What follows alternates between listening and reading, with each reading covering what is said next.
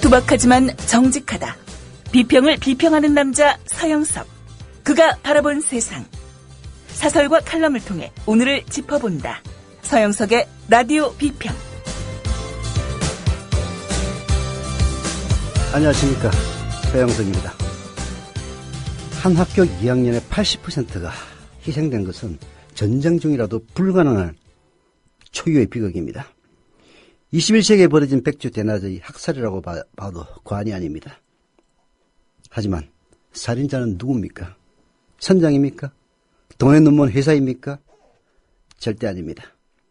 5.18 광주 민중항쟁에서 시민들을 학살한 주범이 일개 공수부대원들이 아니듯 이 학살도 주범은 따로 있습니다. 그것을 명확히 찾아내는 것이 바로 이 사회의 모든 생존자들에게 주어진 막중한 책무입니다. 5.18이 신군부에 의해 자행된 정치적 학살이라면 4.16, 세월호 참사가 발생한 4월 16일, 4.16은 IMF 사태 이후 대한민국을 점령한 신자유주의에 의해 저질러진 경제적 학살입니다. 학살입니다. 우리는 산업화와 민주화를 거쳐서 돈과 자유를 얻었지만 인간다움을 잃었을 때 그것들 아무짝에도 쓸모없는 흉기가 된다는 것을 뼈저리게 배웠습니다. 과연 그 학살자는 누굽니까? 영화 대부에서 배신자들에게 가족을 잃고 패밀리가 괴멸된 비토, 즉 마론 브란도에게 마론 브란도 비토는 죽기 전에 아들 마이클에게 알파치노입니다. 이런 이야기를 합니다. 나의 장례식 때 너에게 다가와 적과 화해를 주선한 자가 바로 배신자다라고요. 그렇습니다. 이번 4.16 학살에서도 희생자들은 우리에게 준엄히 경고하고 있습니다. 분향소의 향냄새도 사라지기 전에 이 죽음을 정치적으로 이용하지 말라 협박하면서 국가와 빠른 화해를 부추기는 자가 바로 학살자입니다. 오늘 한국일보의 한 영화 감독이 기고한 칼럼 중에서 인용을 했습니다. 시스템을 이야기합니다. 재난 대응 시스템, 구조 시스템, 해경 시스템, 관료 시스템. 이번 4.16 참사를 맞이하면서 우리 사회에 시스템이 부재한 현실, 이 시스템을 제대로 활용하지 못하는 무능한 정권의 현실 그대로 봤습니다. 시스템을 움직이는 것은 결국 사람입니다. 9.11 테러 이후 미국은 22개의 위기관리 조직을 묶어서 국토안보부를 만듭니다. 연방재난관리청도 바로 국토안보부 산하에 들어가죠. 시스템을 완비한 후 처음 맞은 대형재난 카트리나 태풍 2005년이었나요?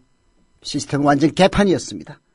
무려 1833명이 죽은 이 카트리나 재난 관리를 본 영국 이코노미스트지는 미국의 수치라는 제목을 붙이기도 했습니다. 이유는 뭡니까? 당시 부시에 참모했던 올보 연방재난관리청장을 떠나면서 자기의 대학 시절 룸메이트인 마이클 브라운을 재난관리청장에 앉힙니다. 이 양반 재난 자체도 모르는 사람이었어요. 종마협회장 했답니다. 이런 개판으로 만들어놓은 올보는 관폐화가 돼서 카트리나로 폐해가 된 뉴올리언즈 강극공사 싹쓸이했습니다. 미국의 시스템이 제대로 자리 잡은 건 2009년 백도 없고 단지 전문성만 갖추었을 뿐인 소방수 출신의 퍼게이트가 연방재난관리청장에 앉으면서부터 제대로 자리를 잡습니다. 2012년 태풍 샌디 때는 시스템이 제대로 가동을 했습니다. 재난, 정권 따라다닙니다. 부패한 부시 정권에서 카트리나 참사를 낳았습니다. 오바마 정권 들어서야 비로소 적재적소의 인재 배치로 재난관리 시스템이 제자리를 잡았던 겁니다. 우리가 과연 이번 지방선거에서 과연 무엇을 해야 할지 웅민해 주는 사례입니다.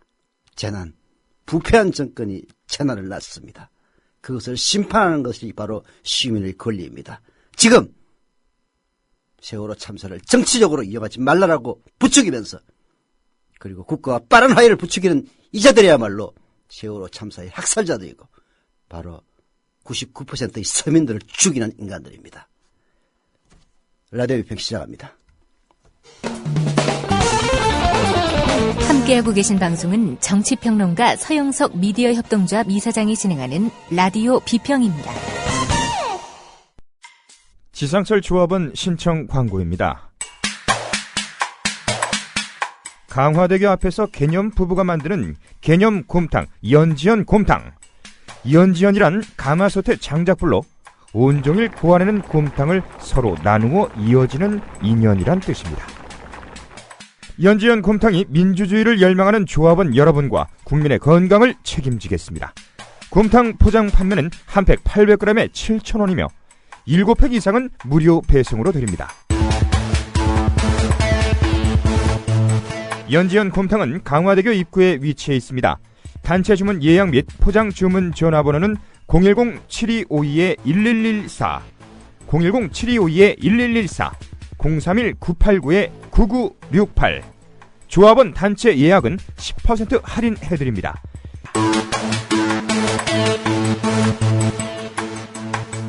포장 판매 금액의 10%는 국민TV 후원금으로 쓰입니다. 네, 제가 들어오는 순간에 속보가 나왔는데요. 삼성전자에서 드디어 백혈병 환자들 산재 인정을 했습니다. 그리고 적합한 보상을 하겠다고 발표를 했습니다. 늦었지만 그런 결단 환영은 합니다. 왜 진작 수많은 사람들이 아픔을 겪고 난 이후에야 이런 결정을 내렸는지 아쉽고 안타깝긴 합니다만은 그래도 스스로의 잘못을 인정하고 거기에 합당한 보상을 하겠다는 결정을 내린 데 대해서는 환영을 합니다. 어쩌면 삼성의 회장인 이건희 씨가 한번 사경을 헤맸던 그런 것들도 영향을 미치는지는 모르겠습니다. 사람 죽으면 재산 갖고 가는 것 아닙니다. 남의 가슴에 피눈물을 흘리게 만들고 그렇게 해서 수많은 재산 남기고 가면 뭐합니까? 이런 생각이 듭니다. 결국 중요한 건 언론입니다. 언론. 또 삼성전자의 이런 결정을 어떤 식으로 분칠해서 삼성에게 유리한 기사를 쏟아낼지 정말 주목됩니다. 언론. 이번 세월호 참사 특히 MBC가 어떻게 했는지 아이엠피터가 제대로 짚었습니다. 세월호 참사에서 우리를 가장 화나게 만들었던 소식은 사고 초기 나왔던 안산 단원고 학생 338명 전원 구조라는 소식이었습니다. 많은 학부모와 시민들은 이 소식을 듣고 손뼉을 쳤으며 곧 우리 아이들이 돌아와 엄마 품에 안길 수 있다고 믿었습니다. 그러나 이 소식은 오보였음이 밝혀졌고 학부모와 시민들의 마음은 곧바로 좌절과 분노로 채워졌습니다. 문제는 세월호 전원구조 오보가 실수 때문에 이루어진 오보가 아닌 일부러 만든 오보였다는 점입니다.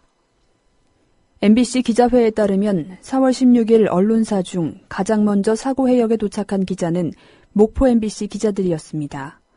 목포 MBC 기자들이 사고 해역에 도착한 시간은 11시. 이미 세월호는 뱃머리만 남기고 침몰한 상황이었습니다. 네. 목포 MBC 기자들이 본 것은 배는 뱃머리만 남기고 가라앉고 그리고 그 주위를 아무런 구조작업도 하지 못하면서 맴도는 해경과 헬기였으며 그리고 잠수요원들 찾아볼 수도 없었습니다. 목포 MBC 기자들은 구조작업을 하지 못하고 있는 상황이라서 정확한 구조자를 파악할 수가 있었습니다. 구조작업이 진행 중이었다면 정확한 구조자 알 수가 없죠. 아무 구조가 안 하고 있으니까 지금 현재 구조된 사람이 몇 명이냐 파악을 했는데 당시 목포 해양경찰서장으로부터 구조자는 단지 160여 명뿐이라는 말을 들었습니다. 목포 MBC 기자가 구조자 160여 명에 불과하다. 그리고 수백 명의 아이들이 그대로 배에 갇혀 있다는 사실 알고 있는 이때 언론에서는 단원고 학생 전원구조라는 소식이 보도되고 있었습니다.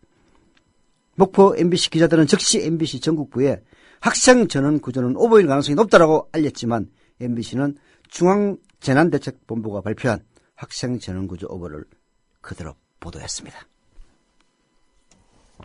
목포 MBC는 해경이 최초 구조 장면을 촬영한 동영상을 숨기고 있다는 사실을 알고 이를 비판 보도하려고 준비했습니다. 그러나 MBC 전국부는 이를 전혀 다루지 않았습니다. 결국 MBC는 이 특종을 다른 언론사에게 뺏겼습니다. MBC는 목포 MBC 기자들이 현장에서 취재한 내용만 가지고도 충분히 진실을 밝힐 수 있었습니다. 그러나 MBC는 언론의 진실보도 의무를 저버리고 진실을 숨겼습니다. 그 전국 부장이 막말한 바로 박상주라는 인간입니다. MBC, 목포 MBC에서 사실상 정확하게 보도를 하고 어찌 보면 특정이 될 수 있던 상황을 그대로 뭉갰던 겁니다. MBC가 언론의 가장 큰 의무인 진실 보도를 하지 않은 가장 큰 이유는 과연 뭘까요? MBC가 세월호 관련 보도를 어떻게 했는지 파악하면 쉽게 알 수가 있습니다. 세월호 참사가 벌어진 4월 16일부터 5월 6일까지 MBC 뉴스데스크는 9시 뉴스입니다. 지상파 3사 뉴스 중에서 가장 적은 21건의 세월호 관련 보도를 합니다. MBC가 보도한 세월호 보도 보면요, 정부 재난 대응 체계의 결함이나 정부의 문제를 제기한 보도는 단 2건에 불과합니다. KBS나 SBS보다도 훨씬 적었습니다. 언론계에서는 이런 얘기합니다. KBS가 문제라고요? MBC에 비하면 KBS는 양반입니다. 그런 이야기를 합니다. 기란영이 KBS 사장 청와대만 바라보면서 사사건건 톱에서 내리라, 뭘 쓰지 말라, 이딴 식으로 청와대 해바라기라는 기란영의 KBS가 MBC에 비하면 양반이라는 얘기를 듣는다는 얘기입니다. MBC가 보도한 세월호 소식 대부분은 취재보다는 검경합동수사본부의 수사 내용이나 발표를 그대로 받아 쓰는 그런 내용들이었습니다. 이것은 MBC가 정부의 비판적인 뉴스 그 자체를 아예 하지 않으려고 했던 명백한 증거입니다. MBC는 세월호 참사 이후 시사매거진 2580과 PD수첩을 통해 세월호 사고를 집중 보도했습니다. MBC 다큐 스페셜팀은 외주 PD와 해외 코디네이터까지 고용한 세월호 관련 다큐 제작에 착수했습니다.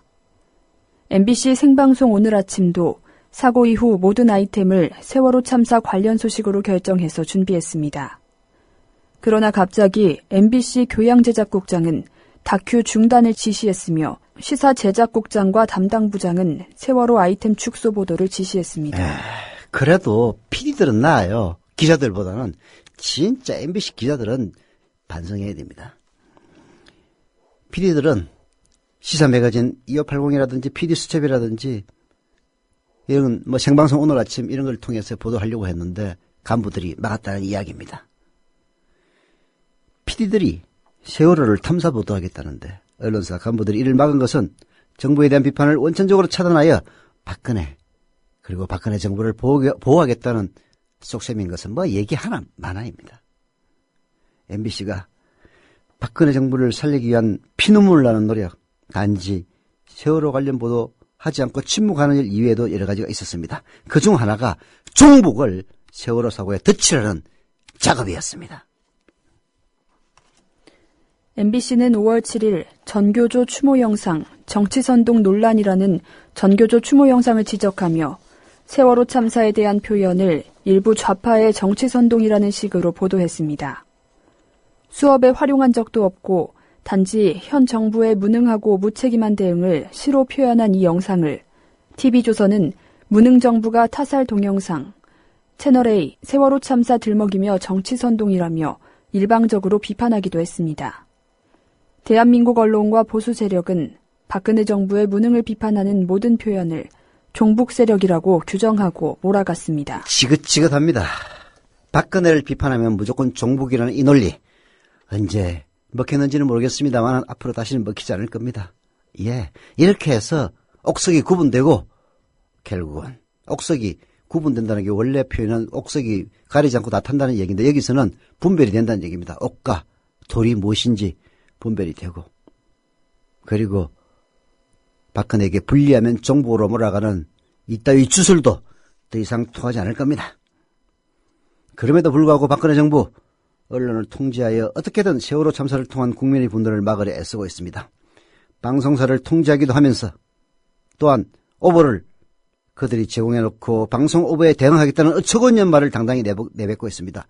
아니 방송 오보 단원고 학생 전원 구조라는 오보가 어디서 나왔습니까? 중앙재난대책본부에서 발표한 내용 그대로 받아 썼기 때문에 그런 오보가 나왔던 겁니다. 그래놓고 방송 오보를 엄벌하겠다고 날뛰는 이 정부, 기가 막힌 거죠. 통신심의국이라는 데가 있는데요. 거기서는 SNS와 포털 게시판 등의 모니터링을 강화하도록 하고 있습니다. 아마도 미디어 다음의 뉴스 댓글들 이런 것들을 감시하려고 하는 모양입니다. 하지만 그러면서도 희생자를 비하하는 발언 등에 대해서는 오히려 법적인 처벌을 묻지 않는 그런 이중성을 보여주고 있습니다.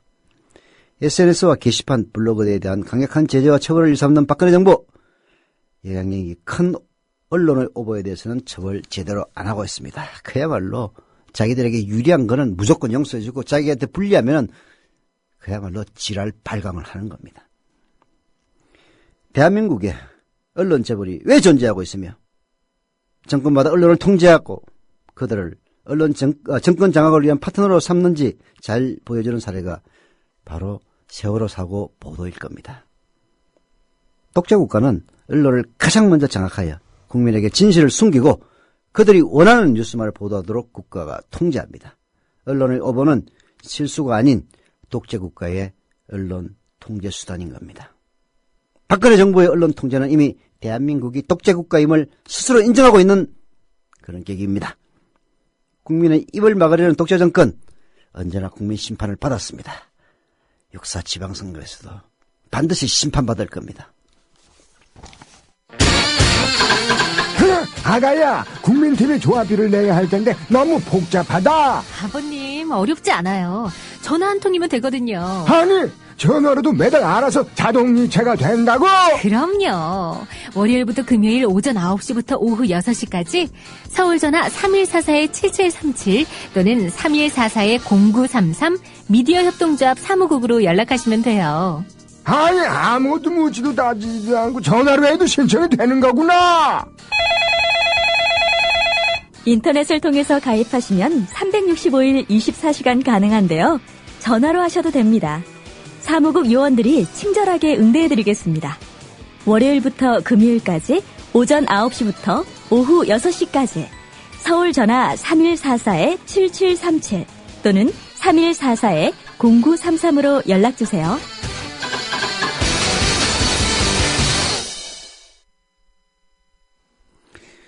네.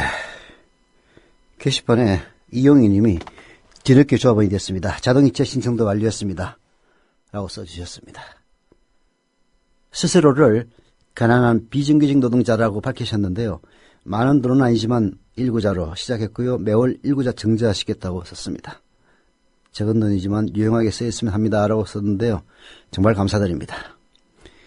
돈이 많은 사람들이 미래협동조합 국민TV에 조합원 되는 거 아닙니다.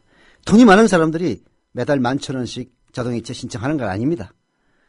바로 여러분들이 저희들의 백이고 힘이고 여러분들이 바로 저희들의 채찍이 될 겁니다. 조합원 가입해 주십시오. 조합원 가입하는 방법 먼저 알려드리겠습니다. 아시겠지만 모르시는 분들을 위해서 다시 한번 알려드리면요. 국민TV 홈페이지 kukmin.tv 국민.tv로 들어오셔서 맨 위쪽에 있는 조합원 가입 신청 클릭하시면 됩니다.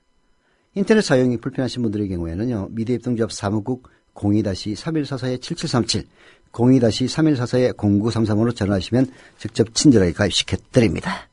그리고 미국에서 전화로 조합원으로 가입해 주신 이현정님 감사드립니다. 어제 말씀드려야 했는데 제가 깜빡하고 말씀을 못 드렸는데요.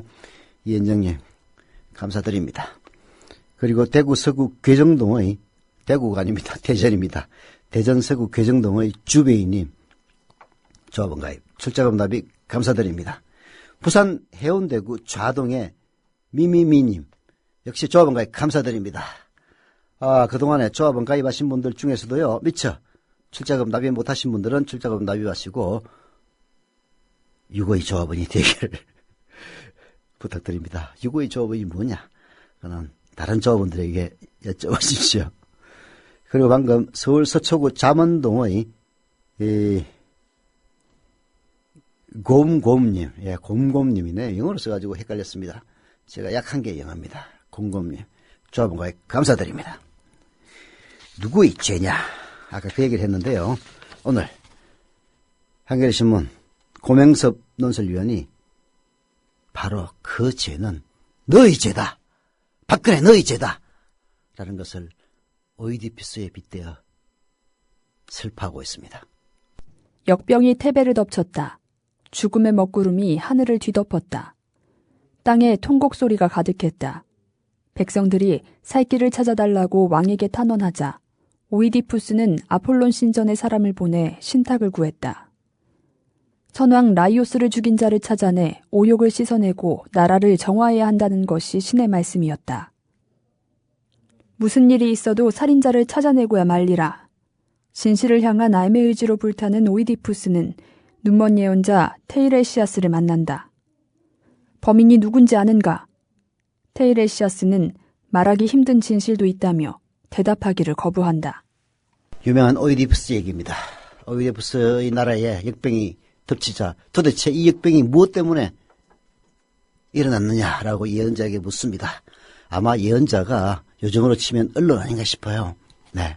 그랬더니 선왕인 오이디푸스의 아버지인 라이오스를 죽인 그놈 때문에 역병이 덮치고 있다. 이 얘기합니다. 그러면은 그 죽인 놈이 누구냐라고 묻습니다. 답을 할 수 없다라고 얘기를 하죠. 왜? 죽인 사람이 우리는 이미 다 알고 있지 않습니까? 오이디푸스 본인이기 때문에 네가 범인이다라고 얘기를 할 수 없어서 말을 할 수 없다고 하는 겁니다. 오이디푸스의 최근에 몰린 그 예언자, 결국은 바로 당신 자신이 찾고 있는 그 범인이다 라고 이야기를 합니다. 그러자 오이디푸스 노여움이 폭발합니다. 그런 모험을 2번이나 하다니 반드시 후회할 거라고 협박 공갈을 합니다. 여기 나온 예언자, 바로 진실을 말하는 사람, 즉 공공이성의 대변자입니다. 오이디푸스는 이 예언자를 교활한 돌팔이 설교사라고 몰아붙입니다. 하지만 예언자, 그분은 흔들리지 않고 바로 당신 자신의 재앙이요 라고 이야기를 합니다. 이 이야기를 고명섭 논설위원이 한 이유는 뭐냐? 세월호 참사를 이야기하기 위해서입니다. 세월호 침몰 참사는 온 나라를 삼켜버릴 것 같은 거대한 슬픔과 분노의 파도를 일으켰다. 죽음의 규모가 컸기 때문만은 아니었다.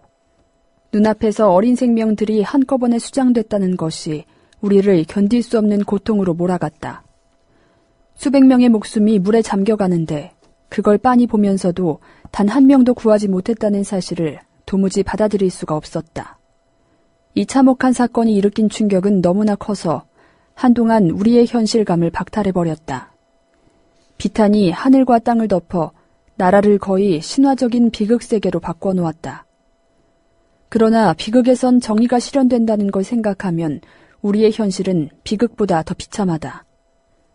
진실을 찾아 나가던 오이디푸스는 아버지를 죽이고 어머니와 동침하게 되리라는 운명을 그 자신이 자기도 모르는 사이에 수행했음을, 그리하여 자기가 바로 범인임을 알아내고 만다. 운명을 피하려고 양부모를 떠났다가 낯선 남자, 곧 친부를 죽이고 태베에 들어가 왕비와 결혼했던 것이다. 모든 것이 사실이었구나.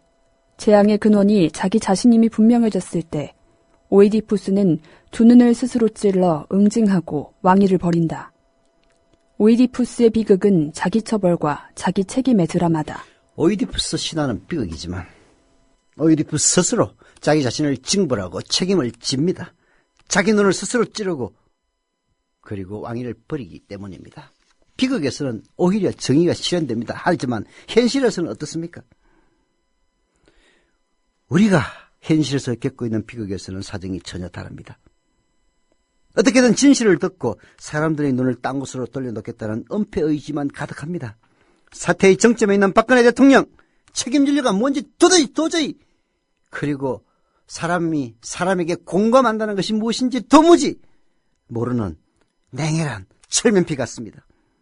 2004년 이라크에서 김선일 씨가 죽었을 때 뭐라고 얘기했습니까? 국민의 생명과 안전을 보호하지 못하는 정부의 무능과 무책임에 분난다고 했던 바로 그 박근혜가 이 범죄적 참사 앞에서는 아랫사람 타박만 했습니다. 소포클레스는 또 다른 비극 안티고네에서 주인공의 입을 빌려서 얘기합니다.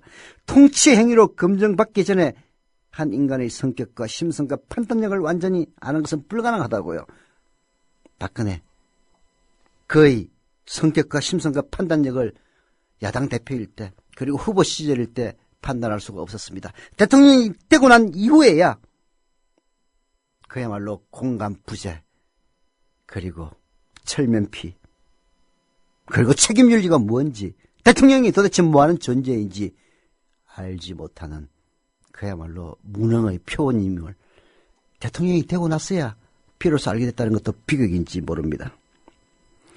이 나라 대통령은 위기 상황에 꼭 필요한 판단력도 그리고 애끓는 부모들과 함께 아파하는 공감 능력도 보여주지 못했습니다.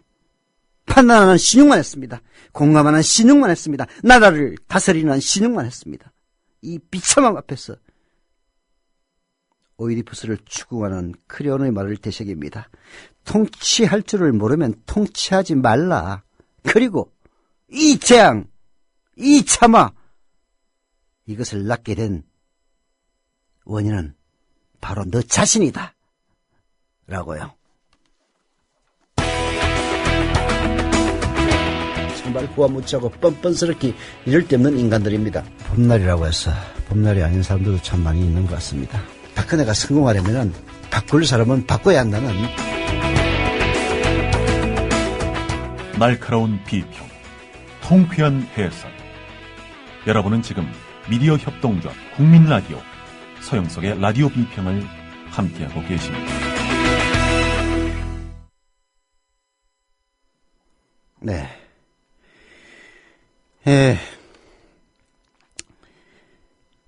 퍼스트 H님, 저도 어제 자동이체 완료하셨다라고 써주셨습니다. 감사드립니다.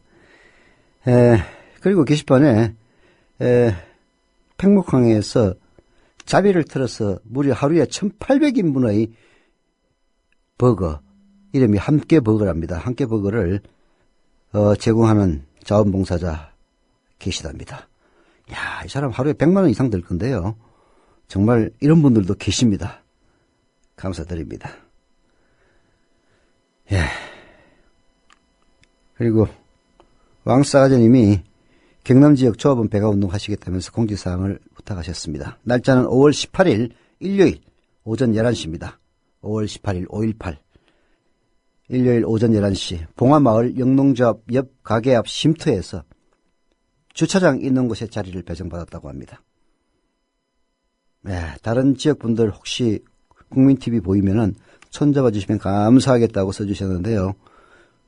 2014년 5월 18일 일요일 오전 11시 봉화마을 영농조합 옆 가게 앞 쉼터에 경남지역 조합원 배가운동 나가시는 왕싸가지님을 비롯한 부산 경남 조합원 여러분들 감사드립니다. 그리고 방금 또 조합원 가입하신 분 한 분 계시네요. 경남 진주시 금산면의 체리 1211님 조합원 가입 감사드립니다. 과연 우리가 뭘 해야 될 거냐 할 일 무진장하게 많죠. 많습니다만은 선거를 통해서 할 수 있는 일도 있는 겁니다. 나의 표 비록 한 표라고요? 절대 그렇지 않습니다. 한 표가 모이면은 세상을 바꿀 수 있는 겁니다. 세월호 참사와 6.4 지방선거의 선택, 한겨레신문 사설 소개해드립니다. 13일 새정치민주연합의 전북지사 후보 선출을 끝으로 6.4 지방선거에 17개 시도광역단체 후보 대진표가 확정됐다. 15일, 16일 후보 등록을 거쳐 22일부터 13일 동안 공식 선거운동이 시작된다. 세월호 참사의 슬픔 속에서 치러지는 이번 선거는 여러모로 과거와 매우 다른 양상으로 전개되고 있다. 선거가 3주 앞으로 성큼 다가왔지만 거리에서 열기를 느끼기는 쉽지 않다. 공천 자체가 늦어진 데다 후보들도 율동과 확성기, 로고송을 이용한 요란한 선거운동을 펴기는 어렵기 때문일 것이다. 선거 전날인 6월 3일은 세월호 참사 희생자들의 49제인데 그때까지 실종자 수색이 완료될지도 불투명하다. 국정조사 등을 둘러싼 국회 논의도 뜨거울 것으로 보인다. 이래저래 이번 선거는 세월호를 피해가기 어렵다. 참사의 여파로 선거의 성격과 의미도 많이 달라졌습니다. 전통적인 선거 쟁점들이 뒷전으로 밀리고 안전 이슈가 부각되고 있습니다. 여야 모두 1호 공약이 안전과 관련된 것들입니다. 그렇다 해도 이번 선거는 박근혜 정부 출범 이후 처음 치러지는 전국 단위 선거라는 측면에서 어느 정도는 정권에 대한 중간평가의 성격을 띌 수밖에 없습니다. 한겨레 신문은 이렇게 점잖게 얘기했지만 사실상 박근혜 정권의 중간평가가 될 겁니다.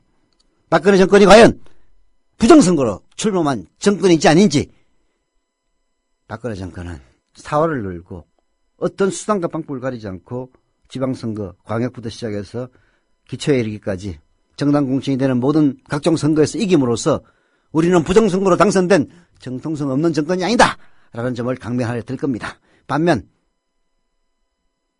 야당은 비록 희망을 주지 못하고 있지만은 야당의 후보들을 통해서 야당이 약진할 경우 박근혜 정권은 부정선거에 의해서 출범한 원천적으로 정통성이 없는 정권이라는 점 분명히 질 겁니다.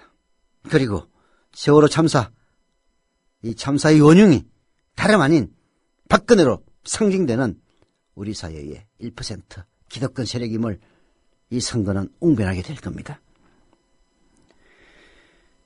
아시겠지만 세월호 참사는 정치 실패의 부산물임이 속속 드러나고 있습니다. 구조할 수 있는 기회를 날려버린 정부의 무능은 희생자를 크게 늘렸고 수습 과정의 부실 또한 정치와 무관하다고 볼 수가 없습니다. 이 점에서 세월호 참사는 좋은 정치의 중요성을 새삼 일깨워줍니다. 민주주의란 유권자가 선거를 통해서 좋은 정치를 만들어가는 과정이라고 해도 과언이 아닙니다. 유권자에게는 어느 때보다도 냉정하고 현명한 선택이 필요합니다. 저는 이런 제안을 하시는 분의 얘기를 들었습니다. 절대 새누리당을 찍어서는 안 된다고. 그래야만이 이 정권이 정신을 차리고 그나마 남은 기간인 안전에 더 신경도 좀 쓰고 1%가 아닌 99%에도 배려를 하지 않을 수 없을 것이다. 정말 마음 같아서는 새누리당 당적을 갖고 있는 단 한 명의 시도지사나 시청군수 구청장이나 시도위원 배출되지 않았으면 좋겠다 하는 이야기를 들었습니다. 공감이 갑니다. 유권자가 제대로 된 선택하려면 후보와 정책을 꼼꼼하게 평가해야 합니다. 이것을 위해서는 후보와 정책에 대한 충분한 정보 제공이 필수적입니다.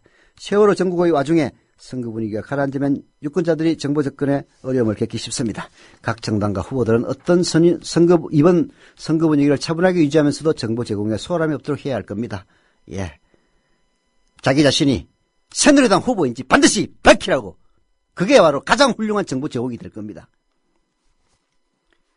세월호 참사의 영향으로 역사 지방선거 투표율이 크게 낮아질 수 있다는 점 우려스럽습니다.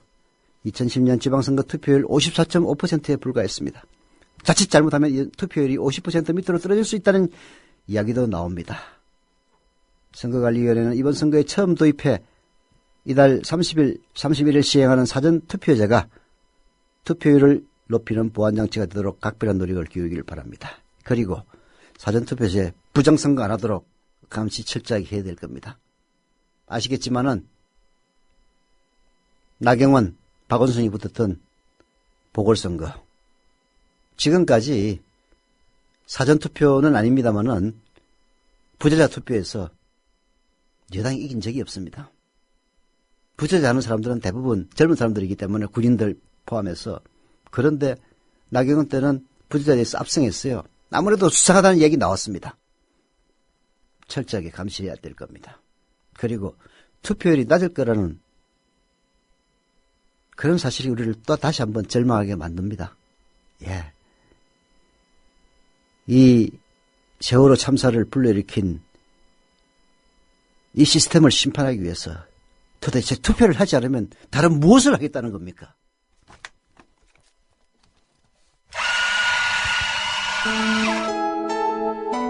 조합원을 위한 만남의 공간, 국민 카페를 아시나요? 질 좋은 원두로 만든 커피, 그리고 다채로운 음료는 기본이고요. 각종 공개 방송, 우리 사회의 건강한 지식인이 펼치는 따뜻한 특강이 펼쳐지고요.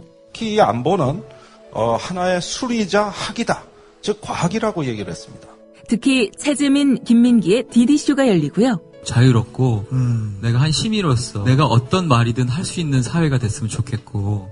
매일 밤 9시에는 뉴스K 단체 관람도 있습니다. 섣부른 희생양 만들기로는 온 사회가 느끼고 있는 이 죄책감을 지울 수 없습니다. 서울 마포구 월드컵로 37 미디어 협동조합이 세운 카페 국민 카페로 여러분을 모십니다.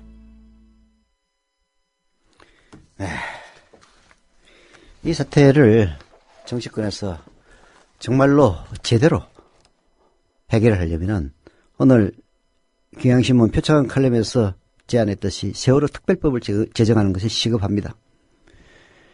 국가와 민족 모든 위기, 그동안의 모든 위기는 권력과 지배층의 무능 그리고 부패 때문에 초래됐습니다. 그 극복을 오히려 민초들 그리고 시민들의 희생과 헌신으로 가능했던 겁니다. 이제야말로 권력과 지배층이 나설 때입니다. 정치적 유불리를 따지지 말고 참사 극복의 공과가 누구에게 돌아갈지 계산하지 말고 오직 진실 규명과 책임자 처벌 재발 방지 그리고 피해자 치유와 회복이라는 본질에만 집중해야 됩니다. 여야 합의로 세월호 참사의 진상규명과 책임자 처벌 피해자 지원 및 재발 방지를 위한 특별법을 제정해서 충분한 재원을 마련하고 범국가적인 특별위원회를 구성해서 진실을 규명한 다음 모든 가정을 책임지게 맞도록 하는 길입니다. 이게 가장 올바른 길이라고 생각을 합니다만은 과연 그렇게 했을 때 정권이 붕괴될지도 모른다고 생각하는 박근혜 정권이 이것을 받아들일지 인간에게 할 수 있는 조언인지는 의심스럽습니다. 라디오 비평 마칩니다.